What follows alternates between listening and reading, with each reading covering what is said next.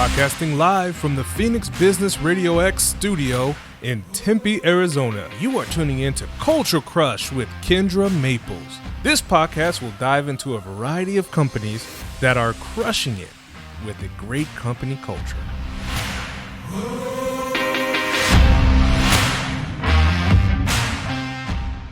Hi, everyone, and welcome to another episode of Culture Crush. On this podcast, we focus on everything surrounding businesses with a good company culture. We talk with company leaders to learn about real-life experiences, tips, and the best practices for creating a healthy work environment. We will also share some resources that are helping to support these growing companies and helping them grow their company culture as well.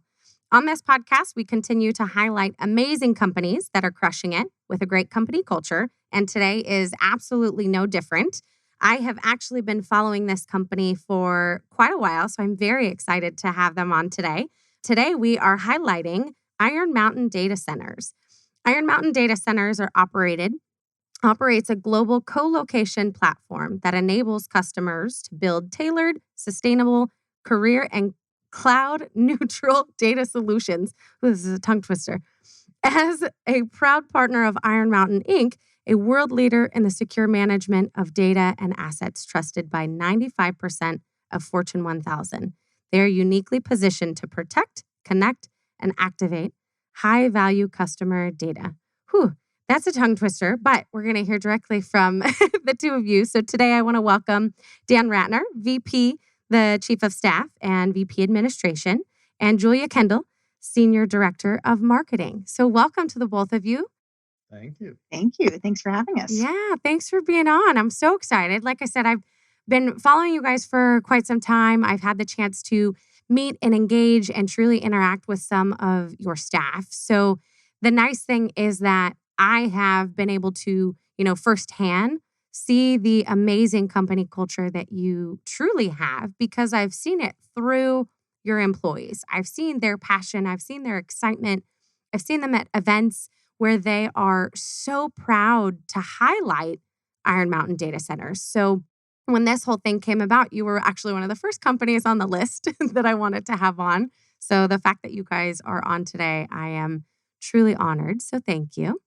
To kind of start it off a little bit, I would love if one of you can maybe do a better description than I just read of really what is Iron Mountain Data Centers before we get into the culture side. Just really, what is it that you guys do? Sure. I'll take a shot at that. Thank you. So Iron Mountain is actually a 70-year-old information management company. We're 1,450-ish facilities in 60 countries. Most people know Iron Mountain as kind of the box business or the shred business. The data center business, if you think about companies and digital transformation and what information is and has been, it's now more electronic. So about 6 or 7 or 8 years ago, there was a decision made that in order to stay relevant to our customer base as they were moving, we needed to move as well. So that's how the data center business really got up and running. And we've grown it over those years to the point now where we have 15 data centers, both through organic growth and acquisition. We've done a couple of acquisitions, including a company that's based there in Phoenix, IO Data Centers. And so now it's really the fastest growing part of our company. And so we're a technology company inside of a logistics company. So the culture is kind of fun because we get to do two things. We get to be part of a big company, but we also get to be kind of a startup. Mm-hmm. How does that work well, I'm going to hold on that question, actually, because I'm very intrigued to hear how kind of all of that pieces together. Dan, how did you get involved? What's a little bit of your background? How did you get connected with Iron Mountain? So I've had one of the most incredible careers a human being could ever ask for. I really have been blessed. I've worked in the federal government, state government, local government, the private sector. I taught college at Northeastern University in Boston, and I've worked in not-for-profits. And so cultures are actually interesting to me because I've been in so many different environments. And about 6 years ago, an opportunity came up at Iron Mountain I had my own consulting business, and I contacted a friend of mine from the Boston area because the company's headquartered in Boston. And I was thinking about a lot of my backgrounds in the security area, and I wanted to get back and do some consulting. And because security is such a foundation for Iron Mountain, it's what we sell. We sell trust and security to our customers. I joined Iron Mountain originally in a senior security role. I was working in Boyers, Pennsylvania, in our underground facility, which is the most fascinating place on the planet.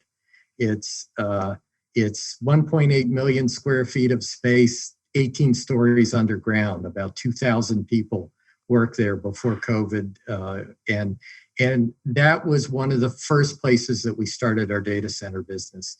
So that's how I first got involved with IMDC, what we call Iron Mountain Data Center, IMDC. And so Mark Kidd, who's our general manager, as he was growing the business, asked me to start to develop our philosophy on security and safety and compliance. And so that's how I first got involved. And then, fast forward a couple of years, I became a full-time IMDCer and now have expanded my roles, and HR is a big piece of what I do. So it's been a great, and a story about the culture and inclusion for me, because I've been given opportunities to grow within the company and kind of do new things. Yeah. And how long did you say you've been there now? 6 years, coming up on 6 years. How awesome. That's fantastic. And Julia, what about you? How did you kind of get connected with all of this? So I always hate following Dan in these situations because he does have such an interesting story. Mine's not nearly as varied, but I've actually only been with the company for 8 months. And I came over. So interestingly, my career started with a very large corporation, but then in between then and now, it was almost all startups.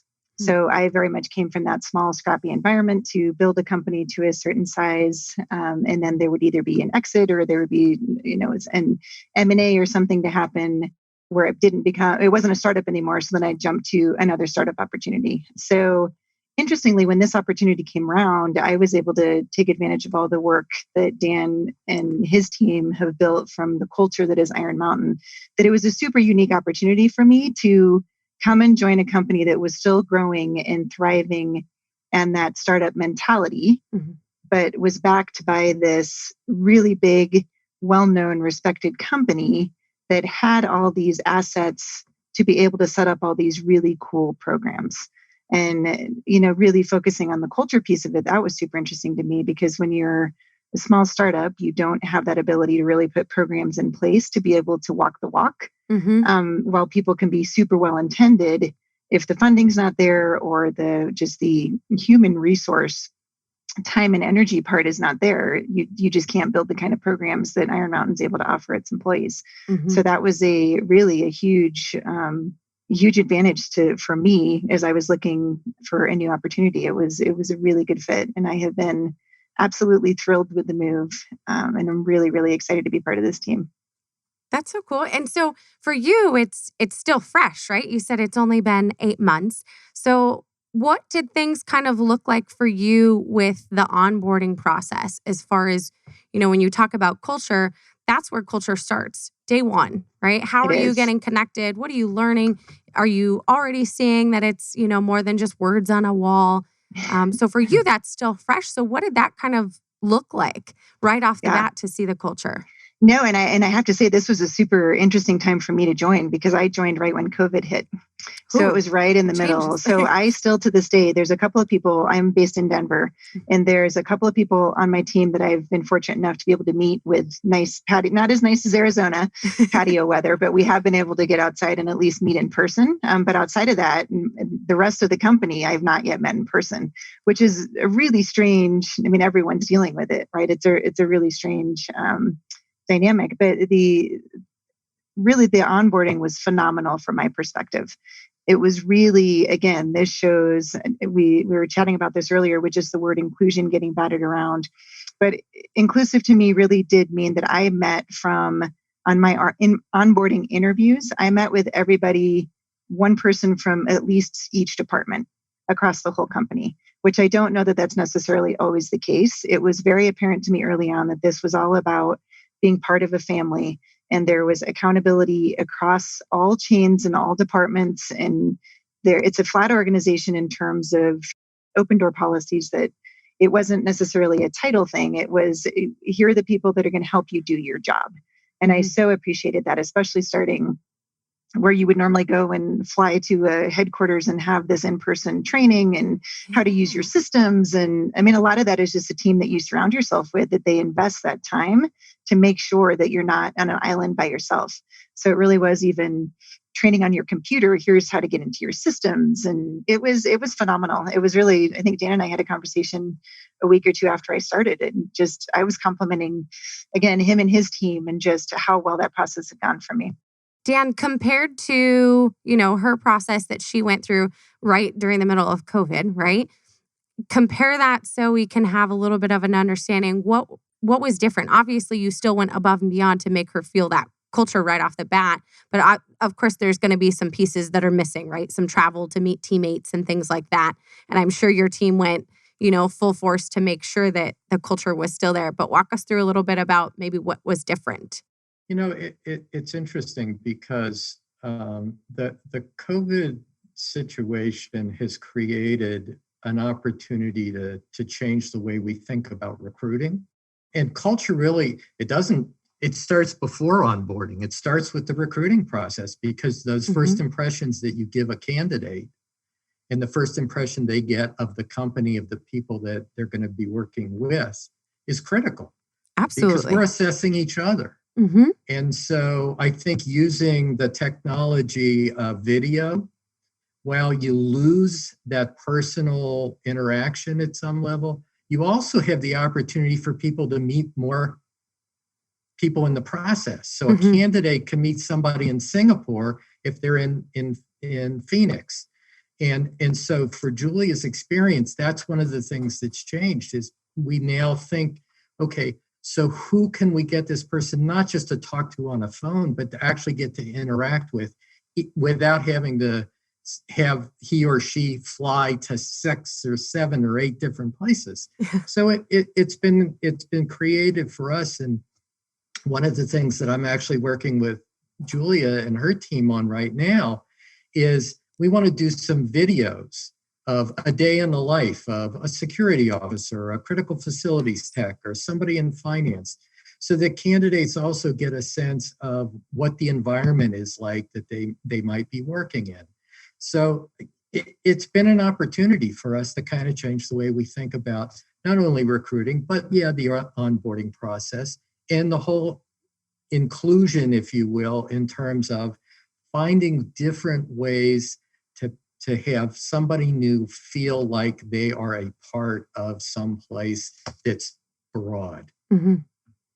And I'm so glad that you said that about, that it all starts even before the onboarding, right? Because it's this big circle. It's this big cycle. You've got staff that already works there, that they're talking with their colleagues and others outside of the organization. That's how I found out about the great culture, because I'm getting it from your team. So your team doesn't have to sell it to me anymore. I'm sold. I'm looking at jobs with you guys. Why not? Because it's amazing, right? So right there, like you said, it's the recruiting.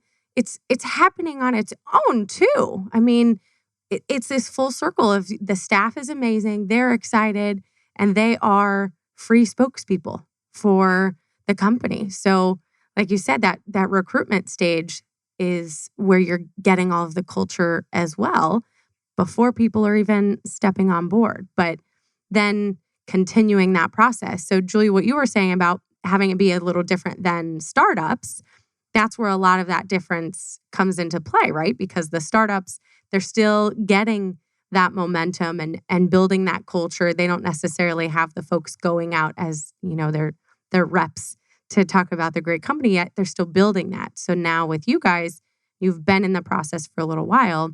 That recruiting is part of the amazing culture that you guys have. So Dan, I'm really glad that you mentioned that. As far as, the growth over time, we mentioned COVID kind of changed a little bit. How have you continued to maintain that company culture not only through COVID, but also through just the growth that you've had, right? Especially, Dan, I'll back up to what you were saying about acquiring different locations. So now not only do you have your culture that you need to share with everybody, but now you're acquiring other locations with completely different people that are not connected, right? Now you have to teach them about the culture. Because I know the Phoenix location was one of those acquisitions. So what does that whole process look like? Well, see, it's interesting because culture is an evolution. And when you do an acquisition, you're not just buying a customer base, you're not just buying buildings, you're bringing in new people. And I used to think about the old model where you'd say, are they a good fit? But that's the wrong approach, because what you really want to do is think about it in terms of what do they bring that makes us better, whether it's one person in the recruiting process or it's an acquisition of 20 or 50 or 100 or 200 people.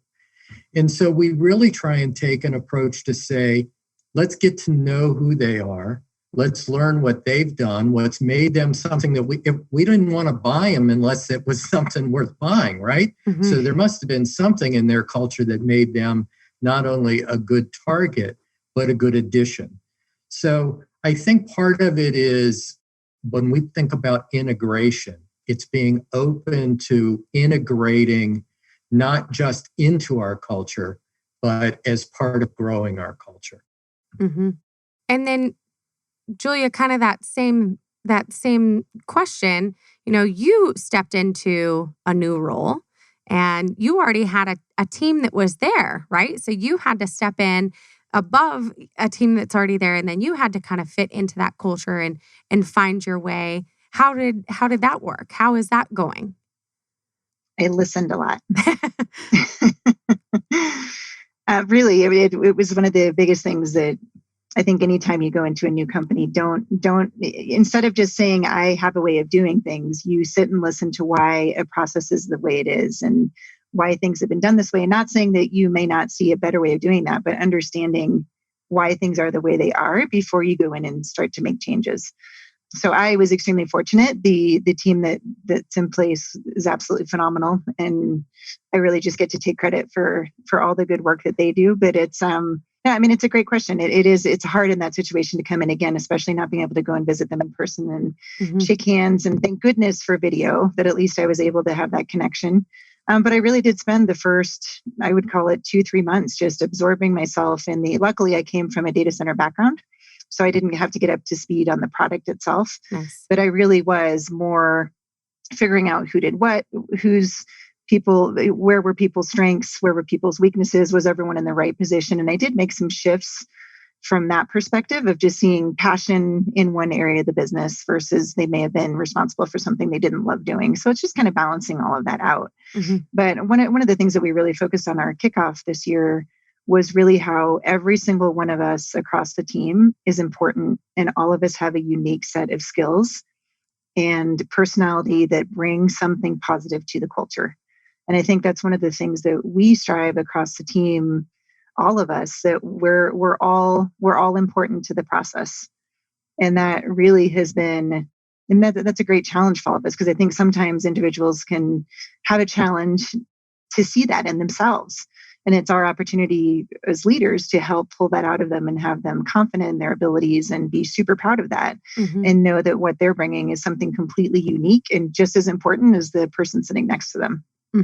But it shows how great you guys are with building that culture and infusing that into everything, because there's a lot of companies that just think, oh, my staff knows that they're good, or my staff knows that they're, but you guys, and you saying earlier, actually, that I'm sure warmed Dan's heart as much as it did mine to hear that we have employees out there talking about how great the company is and how much they love the culture. One of the other things that we talked about is that every single one of us is a marketing ambassador or a brand ambassador. It's not just the marketing team. We're all brand ambassadors. And the biggest compliment that you can give is a referral to friends that you want to come and join us in this great culture. right? Or it's working with a customer. And I really, from a marketing perspective, and Dan mentioned that our teams work very closely together on a lot of different initiatives, but ultimately our goal is to influence relationships, not only positive relationships with our employees, but that runs over into our relationships with our customers, with our communities. I mean, even with our investors, right? That's a holistic view of all of those things are tied together, and you're not going to touch one without that affecting the whole system. And the more positive energy you can put out there with all of those different communities, the better off we'll be. Mm-hmm.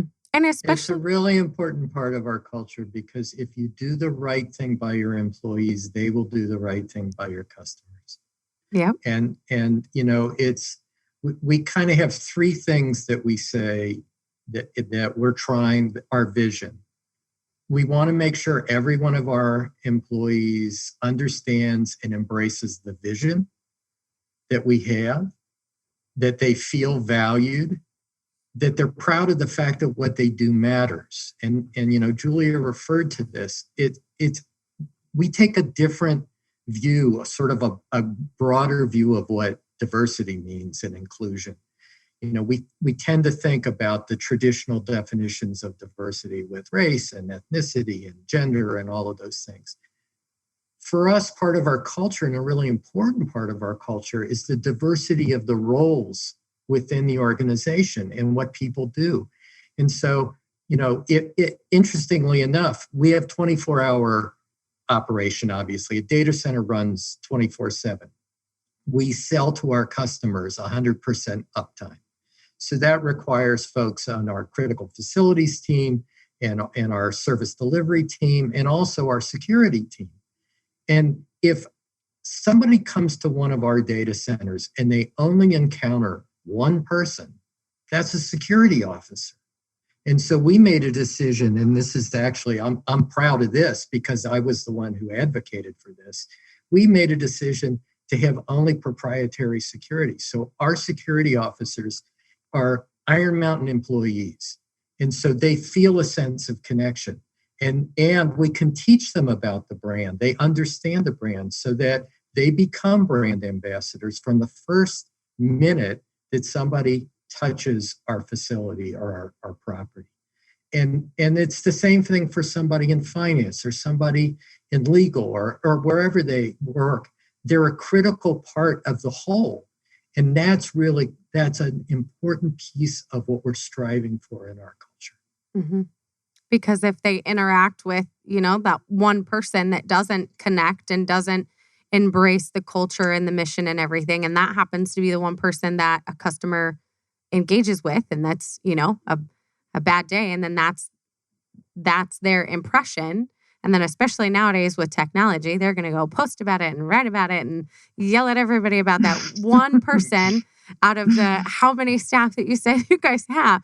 It's important to all the way to that level of you talking about the security. If that's the one person that they interact with that day, they're like, wow, everybody truly feels the culture.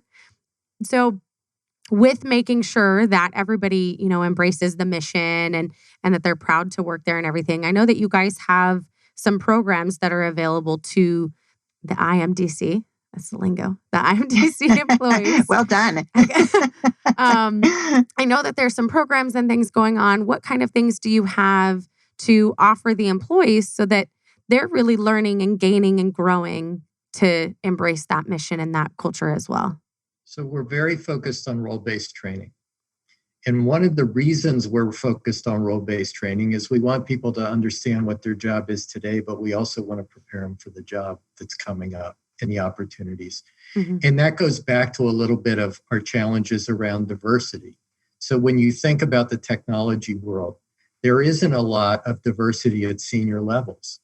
So for us, the best way to address that is to grow our own.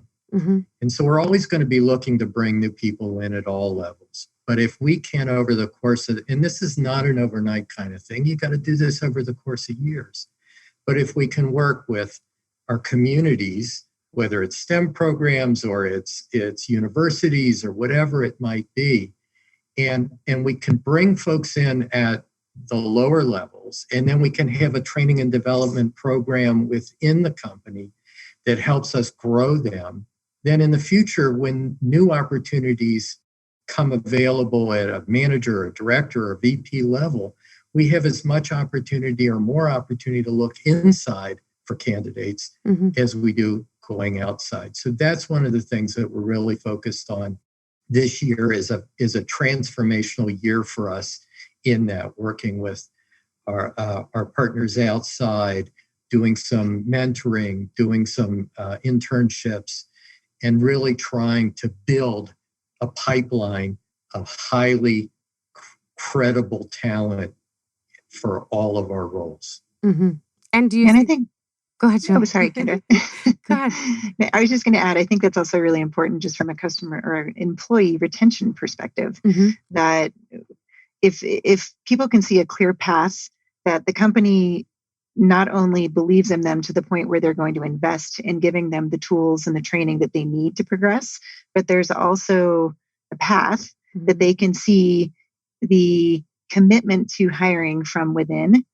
That makes all the difference. People aren't going to leave for another opportunity because we do have such a good culture. People want to stay, but they also need that career path to be very clear in front of them. So I think that helps tremendously with employee retention as well. And I can speak from experience. That's why I've left positions in the past, because I had grown to a point where I built my team. I built as much as I could, and I grew as much as I could. And then I kind of hit a cap, and even if it was a great company with a great culture, I didn't have room to continue to grow. So Julia, like you said, it helps the retention if you've got a great culture, you're supporting your staff, they are invested in the mission of the company. Oh, and a bonus, they can keep growing within the company. Then why go anywhere else?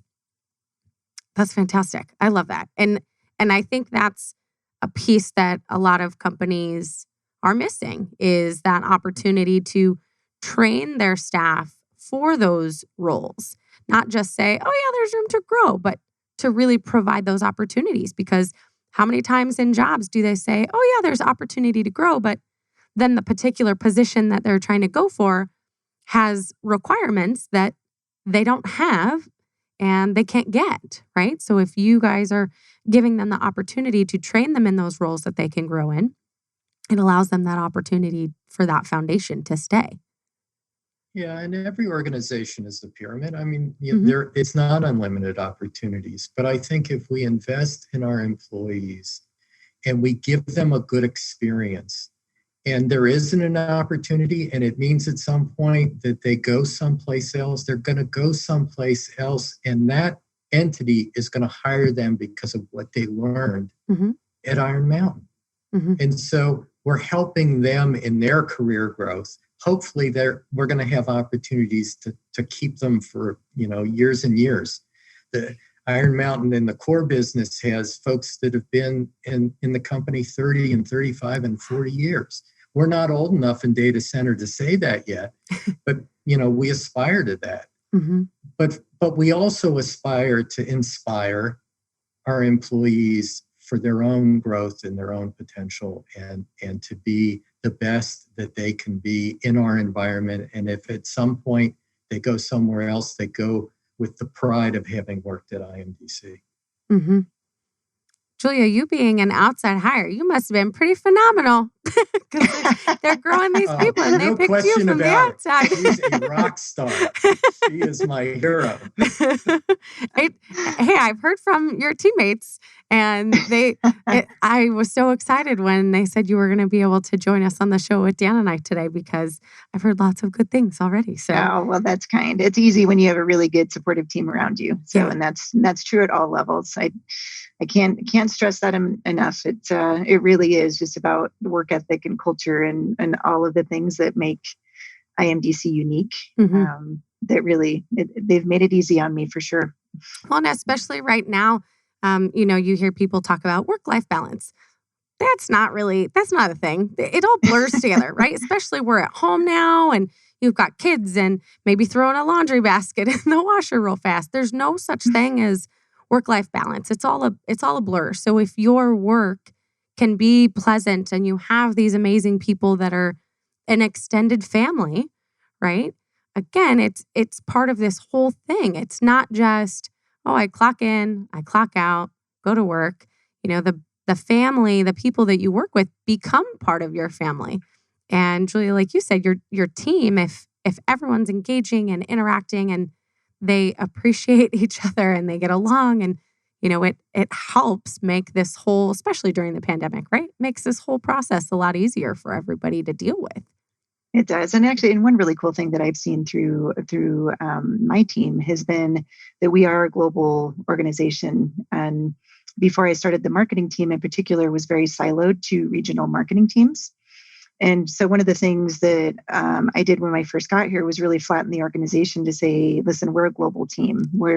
While there's going to obviously be pockets of marketing initiatives that we do on a regional level, the main focus of our marketing is going to be done at a global level. And we meet once a week. We have global team meetings, but they're engaging more. So we are learning more about, we have a team that's based in Amsterdam, a team that's based in Singapore, and then the rest of us are spread out across the US. There's actually only two of us, and they're the two of us that live in Denver that are in the same city. Everybody else is in a unique location. Nice. So that's been really cool. Although they all got along well, the times that they met, they didn't really communicate all that much in between times. And that's been a way to bring a very global team much more intimately together just by having that regular cadence and communication and just working with each other more closely on projects where before they were a bit siloed. So that's been cool to see, just their relationships growing because of that.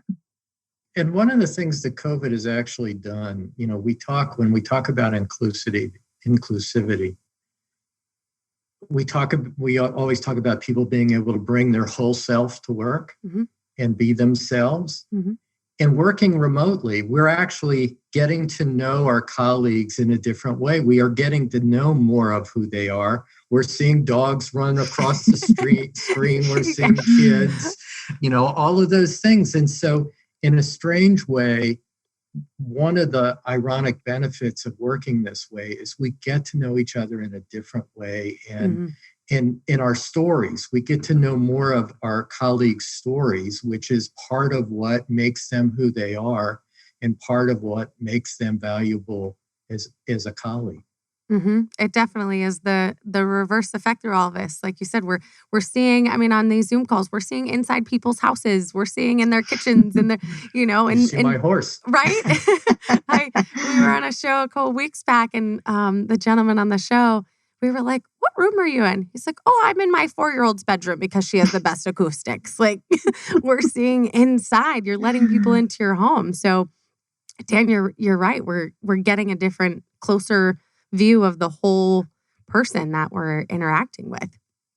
I want to back up a second to Julia. You started to talk a little bit about the global side of things and how not only do you have locations and staff in global areas, but Iron Mountain Data Centers, and Iron Mountain Inc. is global, right?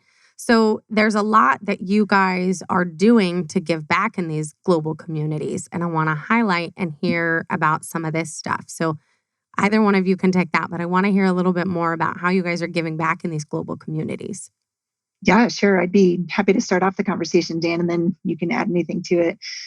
So we have a program that's called Imdc Cares. And the whole premise of building it was, again, we talked earlier about how our engagement, employees, customers, communities, it's really important for us to give back to the communities, especially where we have data centers. Really, if you think of data centers as being sort of the connectivity hub in each of those markets where everybody comes to connect. Now, we talk about that as a very physical networking way, that the cloud seems like it's not connected to anything. It all runs on very physical fiber that runs into data centers. So if you think of that that's the business side of things. If you look at that from a community side of things, it's just important to us that we are a central location for people to come and meet. And we mean that from the humanistic side of things as well. So if we're going to be part of a community, it's really important for us to give back to that community. And a couple of the things that we've done, as Dan mentioned earlier, STEAM is a major focal point for us, especially as it relates to starting to train that population at a very early age that come and join technology. Like, we're trying to do our part in terms of getting awareness out there that little girls can absolutely take this path. And hopefully they end up being part of our workforce, and ideally with us someday. And that starts at a very young age. So we definitely look in the local communities that, again, we have data centers. We definitely look for opportunities along those lines.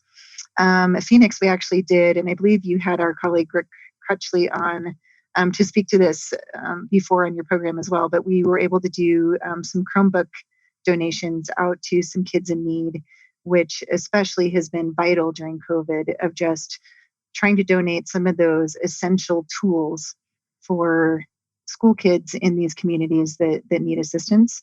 So it's programs like that we're always looking for, that we can get engaged.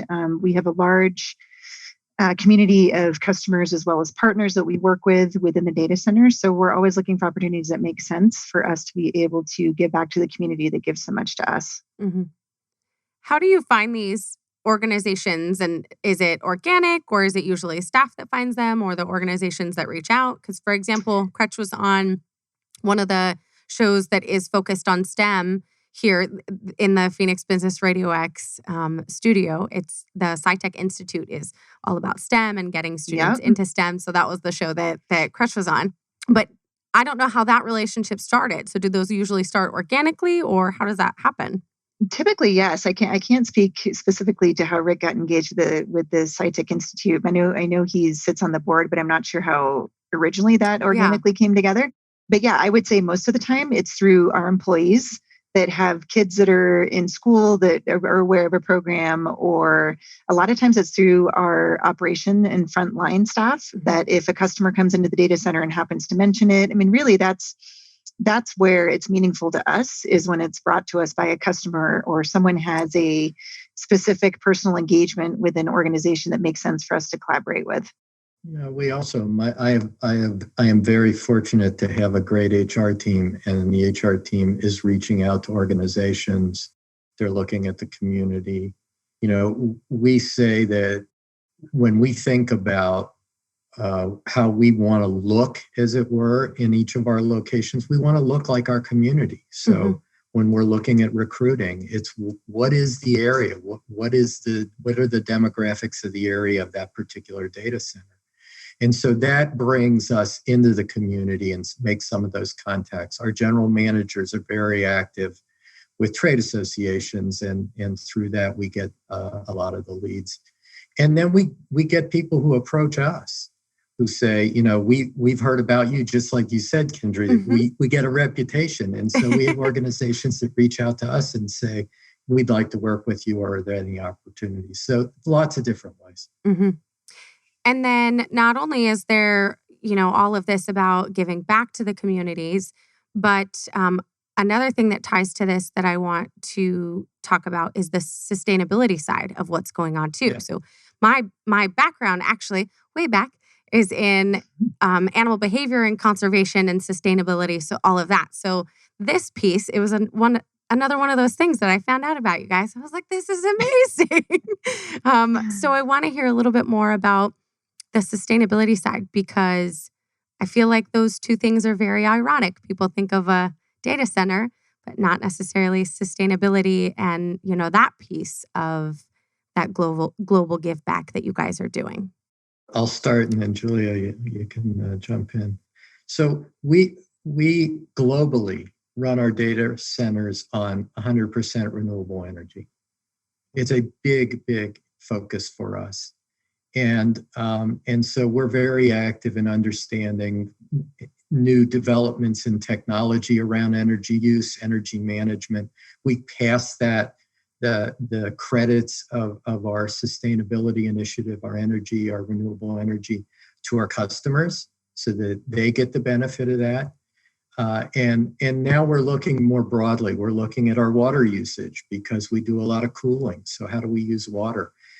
We actually, in the last semester of last year, graduate class at Presidio College in San Francisco worked with some folks on my team to look at waste and how do we get to a zero waste profiles. So there's lots of things going on. We want to be good citizens. We want to be good to our community. We want to be good to the planet. And the data center industry uses an awful lot of energy. So we've got to be focused on this. It's really important to the future. Yeah, and the only thing I would add to that is that what's really important to us as well is that we have some of our largest customers have definitely come out with sustainability statements in terms of when they want to become carbon neutral and become zero waste. So it's something that our entire planet all needs to come together and be on the same page about, right? It's something that we're super proud that we can say that we are a partner of theirs, that in order for them to reach their sustainability goals, they have to partner with an entity or a data center company that also allows them to achieve those goals. So the one really cool thing I think about the sustainability program that Dan and his team have built is that we actually have our sustainability programs run through third-party certification processes. So there's a lot of people that can, there again, I say this a lot when talking about Iron Mountain, we walk the walk. It's not just lip service. We have these third-party entities that have built these programs to say, this is what it truly means to be sustainable. And you have to meet these parameters in order to be able to say that you are certified. And that's been really important to us to achieve that level of scrutiny internally, to turn that focus on ourselves to say, okay, can we really do this? Do we really meet these parameters? And be able to talk about that and grow with these partners that have also brought this to us as a common goal of being sustainable and not hurting our planet more than we need to. And when you've got some of these customers, these clients, these partners that, they need to reach their goals. And so they need to partner with companies that have that same goal, such as you guys. How is that in reverse? Are you also being very particular now with your goals, with who you partner with and who you reach out to and customers and clients as well? Absolutely. So we have a third-party program where we look at the sustainability initiatives of the contractors that we work with. That's part of when we bid out a contract. Those are part of the parameters. And we're trying to make sure that the industries that we participate in are as aggressive and focused as we are on these important issues. Okay. So that third party that Julia was mentioning, it's internal, it's out to the partners, it's looking at the whole picture. Yeah, and I quickly should mention and give them a little plug. It's the Future of Internet Power is one of the organizations. It's FOIP. And then there's another one that's called REBA. REBA. What does REBA stand for? Does it? I knew you were going to ask me that. There's only so many acronyms I can remember off the top of my head. Hey, I learned that IMDC, so I got my one for the day. I'll look it up. Don't worry. The RE is renewable energy, but I'm lost after that. Oh, I love it. Okay. Actually, I do remember. It's the Renewable Energy Buyers Alliance. There you go. As soon as you did the renewable energy, it triggered me, Dan. See, what a team. We work together. See, you guys are great. And There's so a culture in a that's right. See? moment. And so with some of these programs that, you're talking about the sustainability program, you're talking about these global give backs in areas. With all of these pieces, how do these kind of come to life? I mean, it sounds like, Dan, you said your team started the sustainability, mission and whatnot. So it sounds like a lot of this is just, again, it's grown from the culture of the team, and that somebody internally is coming up with these ideas and needing to, push outward. Is that kind of how all of these programs kind of happen? They just kind of start with somebody internally? Interestingly enough, that it's grown through the whole company. It's not just about the data center part of the business. This is the sustainability, the environmental, social governance initiatives are part of the core of the enterprise culture. So we work very closely with our partners in the real estate division of Iron Mountain and some of the other folks to understand what they're doing outside of data center, for them to understand what we're doing, and to work together to grow the programs synergistically. I love that. Although, Kendra, to that point of you discussing that, one thing that also comes from being a part of a larger company is that we, on the core side of the business, that we are able to leverage. We have dozens and dozens of employee resource groups.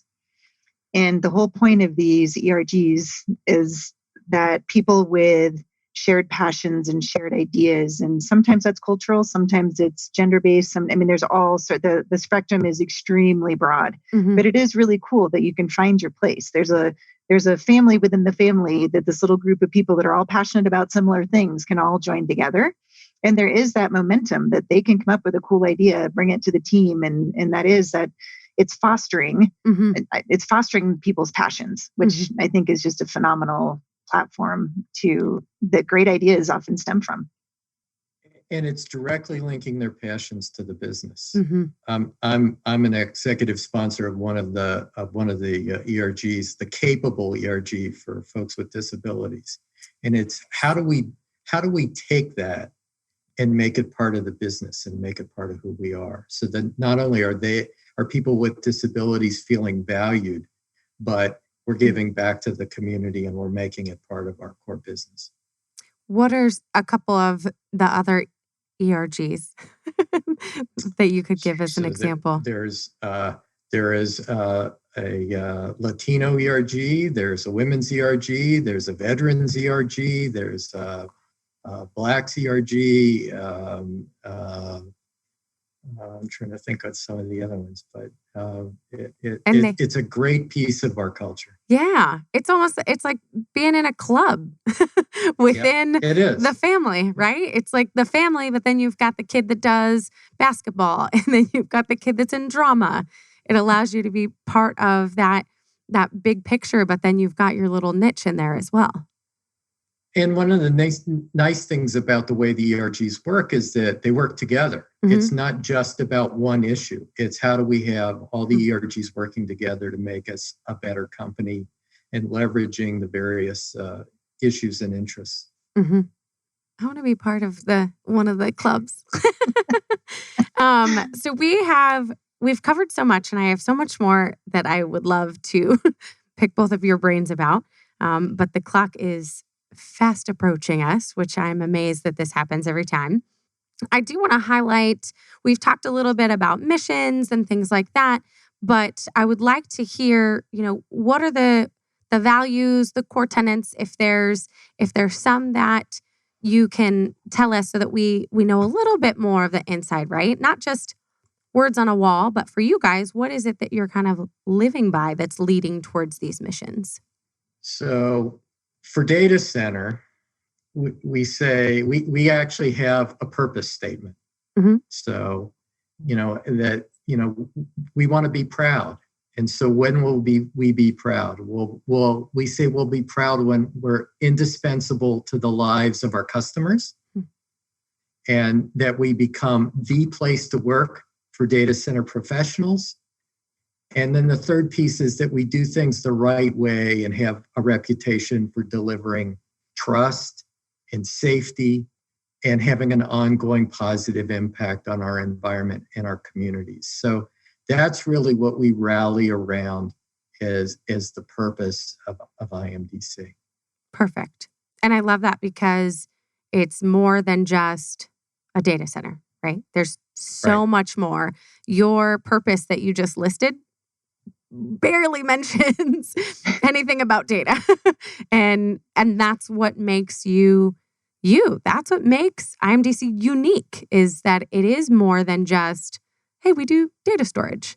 There's so much more, from the sustainability to the global impact to STEAM right here locally in Arizona, right? There's so much more that is making the culture and building the culture for what you and what IMDC is. So I will continue to read and learn and look into you guys, because it really is a phenomenal company that I hope this podcast shines some light on as well.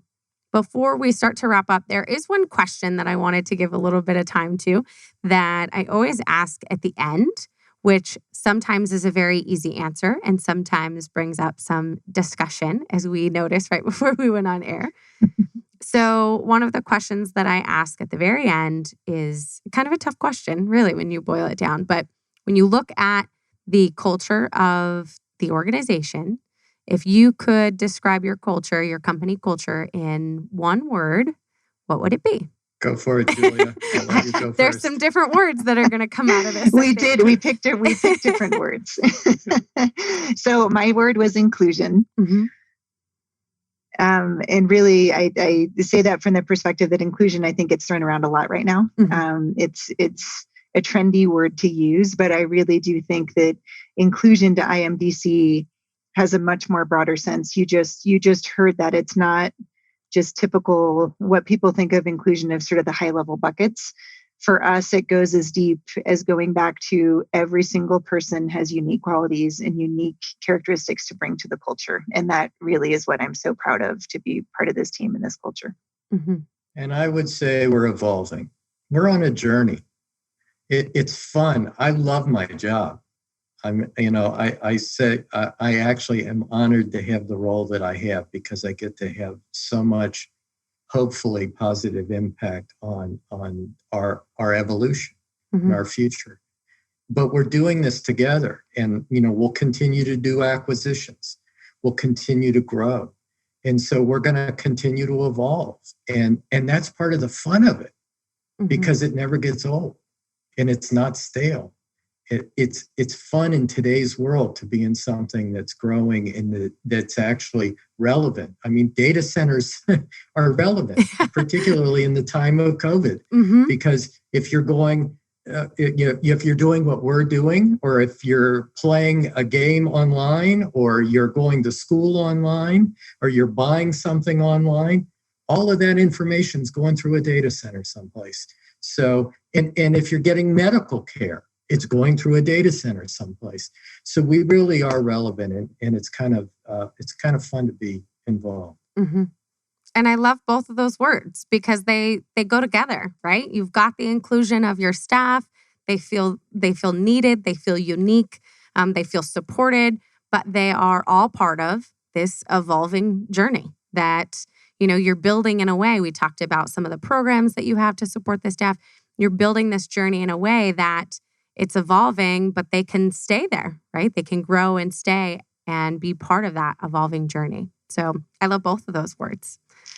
So as we wrap up, I would like to give both of you the opportunity just to give anyone the, way to reach out, way to contact you if needed, but also if there's any ask that you have. I mean, we've covered a lot today, from sustainability and global impact and supporting communities local. So if there is any ask that you have, how people can get involved, how people can help, I wanted to save these last few minutes for that for you both. Well, I'll make a plug we do have some open positions. So if you're interested in joining the team, joining the band, go to ironmountain.com and go to the careers page and join us. And even if you don't see something that's there today and you're interested, be in contact with us. We're trying to be as broad and creative and developmental as we can. So we're interested in new ideas and new people and being part of our growth. Julia? Yeah, I would just add, if we try to tell our story in a very consumable way. And we actually just went through a rebrand where we really are focusing more on the humanistic side of our story. Because while we're at the core of digital transformation, there's a lot of human behavior and the human touch that we like to provide from our customer service perspective. So we do have social channels where we have a LinkedIn social channel as well as YouTube videos. And we actually just finished producing a video that's really cool, to Dan's point, about how data centers are this hidden, unknown entity, but really do sit at the core of everything that we do in a digital world. So I would love it if anyone's interested in learning more about us to go check that out. And obviously reach out. Dan or I are both on LinkedIn. Feel free to reach out. We'll put you in touch with whoever makes sense within the organization to speak to. Perfect. Well, thank you to the both of you for being here today. I absolutely, it was a pleasure. So thank you. And in the studio today, actually, we have two other amazing ladies that are here. Karen is the one behind the button, so she's the one that makes all of this work. I just talk. And then another special addition in the studio today, my mom popped in to listen. So she's not going to like that I just mentioned that, but she's pretty fabulous and is now excited about Iron Mountain data centers too. So I appreciate the two of you and the two lovely ladies in the studio today. So thank you for joining us on the Culture Crush podcast, the podcast that does a deep dive with company leaders to learn about real life experiences, tips for a good culture, and the best practices for creating a healthy work environment where employees can find joy and satisfaction in their work. We have some amazing companies that are coming up in the next few months as well. So we look forward to new companies, new highlights, new resources. And thank you again for the two of you joining today. And that's it. We'll see you guys later. Thank you for listening to another episode of Culture Crush, the only podcast out there that does a deep dive of companies that are crushing it with a great company culture.